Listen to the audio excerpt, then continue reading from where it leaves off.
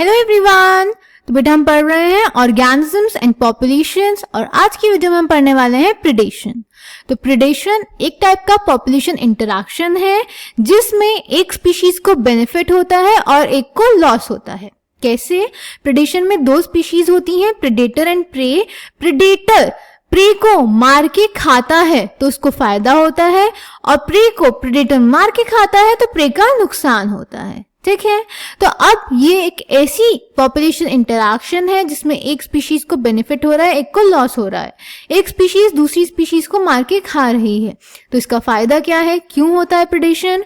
तो बेटा ये नेचर का एक वे है एनर्जी को ट्रांसफर करने का from one trophic level to other trophic level. ठीक है, एग्जाम्पल टाइगर डियर को मार के खाता है, स्पैरो सीड्स खाती है, ये भी प्रेडेशन का एग्जाम्पल है। और हर्बीवोर्स जो प्लांट्स कंज्यूम करते हैं ये भी एक प्रेडेशन का ही एग्जाम्पल है। और ऐसी स्पीशीज जो प्लांट्स के ऊपर फीड करती हैं उन्हें हम बोलते हैं फाइटोफेगस स्पीशीज। क्लियर?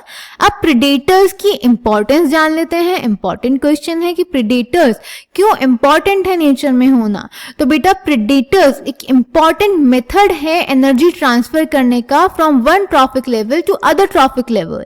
अब जब एक स्पीशीज दूसरी स्पीशीज को खाएगी तभी तो एक ट्रॉफिक लेवल से दूसरी ट्रॉफिक लेवल में एनर्जी ट्रांसफर होगी। तो प्रेडेशन और प्रेडेटर्स एक इंपॉर्टेंट मेथड है इस चीज का। ठीक है, प्रेडेटर्स प्रे पॉपुलेशन को कंट्रोल में रखते हैं। इसका एक इंपॉर्टेंट एग्जांपल है इस चैप्टर में। बेटा जितने भी एग्जांपल्स आपको सब याद होने चाहिए।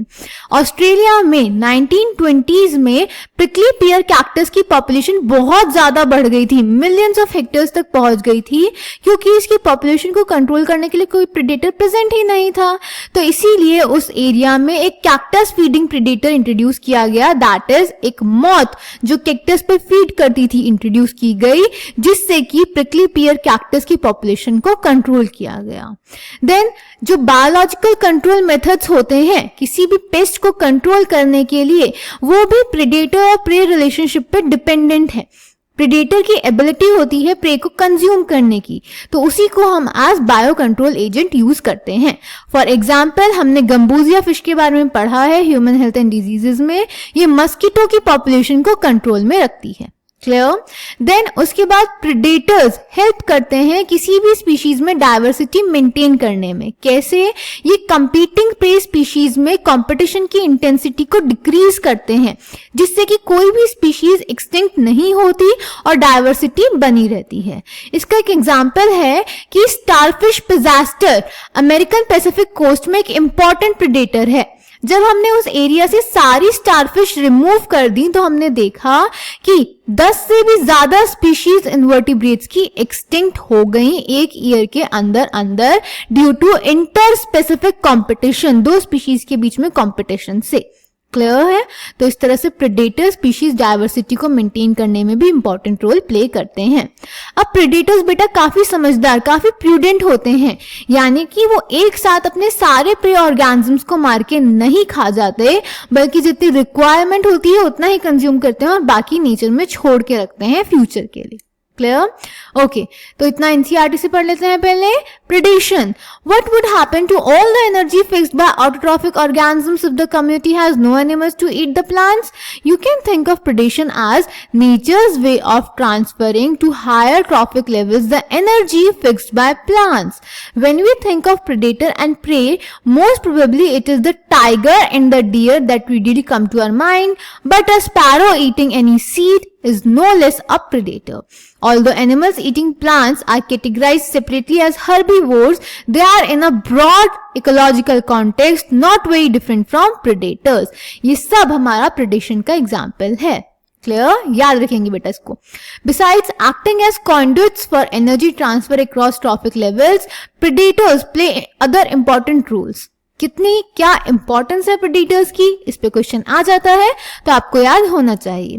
They keep prey populations under control, but for predators, prey species could achieve very high population densities and cause ecosystem instability.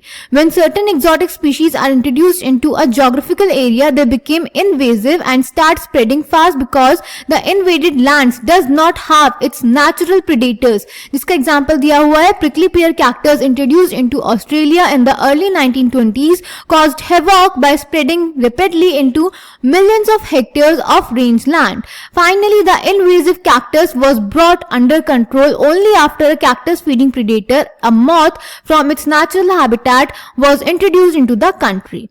Biological control methods adopted in agricultural pest control are based on the ability of the predator to regulate prey population.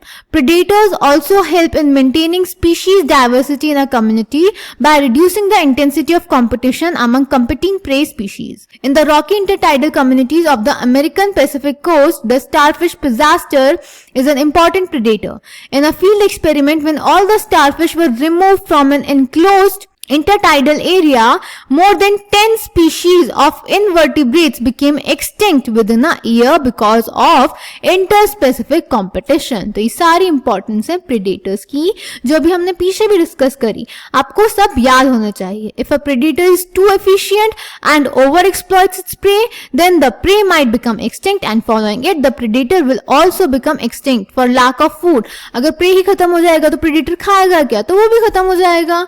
This is the reason why predators in nature are prudent. सारा का सारा prey वो एक साथ consume नहीं कर लेते. ठीक है. अब ये एक ऐसा रिलेशनशिप है जहाँ पे predator prey को मार के खा रहा है. तो भाई हर स्पीशीज को अपनी जान तो प्यारी है, तो prey कुछ तो करेगा डिफेंस के लिए. तो नेक्स्ट टॉपिक इसी में जो हमें पढ़ना है, दैट इज prey का डिफेंस मैकेनिज्म. ठीक है. तो चलिए स्टार्ट करते हैं और देखते हैं कि कैसे कैसे प्रे खुद को प्रोटेक्ट करता है प्रेडेटर से. तो कुछ स्पीशीज ऐसी होती हैं इंसेक्ट्स की जो कैमोफ्लेज शो करती हैं, यानी उनका कलर नेचर से इतना ज्यादा मिलता जुलता होता है कि प्रेडेटर उन्हें पहचान ही नहीं पाता है. कुछ स्पीशीज ऐसी होती हैं जो पॉइजनस होती हैं, जिसकी वजह से प्रेडेटर खुद ही उन्हें कंज्यूम नहीं करता. जैसे जो मोनार्क बटरफ्लाई होती है वो बहुत ज्यादा डिस्टेस्टफुल होती है, इसीलिए जो बर्ड्स हैं प्रेडेटर हैं उसके, वो उसको कंज्यूम नहीं करते हैं. ऐसा क्यों है? क्योंकि मोनार्क बटरफ्लाई में एक स्पेशल केमिकल प्रेजेंट होता है जो उसकी बॉडी में कब बनता है, कैटरपिलर स्टेज में बनता है. कैसे बनता है? क्योंकि इसका कैटरपिलर स्टेज एक पॉइजनस वीड पर फीड करता है, उसकी वजह से वो केमिकल उसकी बॉडी में बनता है. इंपॉर्टेंट क्वेश्चन है, पूछा जाता है. इस चैप्टर में जितने भी एग्जाम्पल्स है बेटा सब इंपॉर्टेंट है. देन प्लांट्स, क्योंकि एक जगह से दूसरी जगह मूव नहीं कर सकते जस्ट लाइक एनिमल्स, इसीलिए उनके पास मॉर्फोलॉजिकल और केमिकल डिफेंस मैकेनिज्म होते हैं हर्बीवोर्स के अगेंस्ट. जैसे थॉर्न्स होता है अकेशिया और कैक्टस के पास, बहुत सारे केमिकल्स होते हैं जो कि हर्बीवोर को सिक कर देते हैं, उनकी फीडिंग और डाइजेशन को इनहिबिट कर देते हैं, उनका रिप्रोडक्शन डिसरप्ट कर देते हैं और डेथ भी कॉज कर सकते हैं. जिसका एक एग्जाम्पल है कैलेट्रोपिस प्लांट. आप लोगों ने देखा होगा, बहुत कॉमनली मिलता है कैलेट्रोपिस प्लांट. ये highly poisonous cardiac glycosides produce करता है जो कि एनिमल को सिक कर सकते हैं. ठीक है. इसी वजह से एनिमल्स कैलोट्रोपिस पे फीड नहीं करते हैं, दैट इज हर्बीवोर्स कैलोट्रोपिस पे फीड नहीं करते हैं. बहुत सारे केमिकल्स जैसे निकोटिन, कैफीन, क्विनाइन, स्ट्राइकाइन, ओपियम, जिनको हम यूज करते हैं अलग अलग पर्पसेस के लिए, ये एक्चुअली प्लांट्स का डिफेंस मैकेनिज्म है अगेंस्ट ग्रेजर्स एंड ब्राउजर्स, ताकि वो इन पे फीड ना करें. क्लियर? तो ये है डिफेंस मैकेनिज्म्स प्रे के, इसको भी एनसीईआरटी से समझ लेते हैं. Prey species have evolved various defences to lessen the impact of predation. Some species of insects and frogs are cryptically coloured, that is camouflaged, to avoid being detected easily by the predator.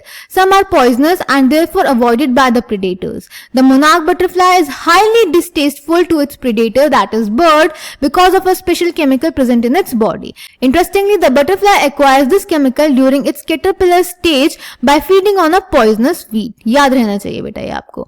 For plants, herbivores are the predators. Nearly 25% of all insects are known to be phytophagous, that is feeding on plant sap and other parts of plants. The problem is particularly severe for plants because unlike animals, they cannot run away from their predators. Plants therefore have evolved an astonishing variety of morphological and chemical defenses against the herbivores. Thorns in acacia and cactus are the most common morphological means of defense. Many plants produce and store chemicals that make the herbivores sick when they are eaten. inhibit feeding or digestion, disrupt its reproduction, or even kill it. You must have seen the wheat Calotropis growing in abundant fields. The plant produces highly poisonous cardiac glycosides, and that is why you never see any cattle or goats browsing on this plant. A wide variety of chemical substances that we extract from plants on a commercial scale, that is nicotine, caffeine, quinine, strychnine, opium, etc. are produced by them actually as defenses against grazers and browsers. ठीक है बेटा, तो ये था हमारा पहला population interaction, that is predation. Easy है, important है, काफी क्वेश्चंस पूछे जाते हैं, तो ध्यान से पढ़ेंगे, प्रॉपर्ली अपने नोट्स बनाएंगे, चैप्टर रिवाइज करते रहेंगे और जो भी डाउट्स होंगे कमेंट सेक्शन में पूछ लेंगे. Thank you.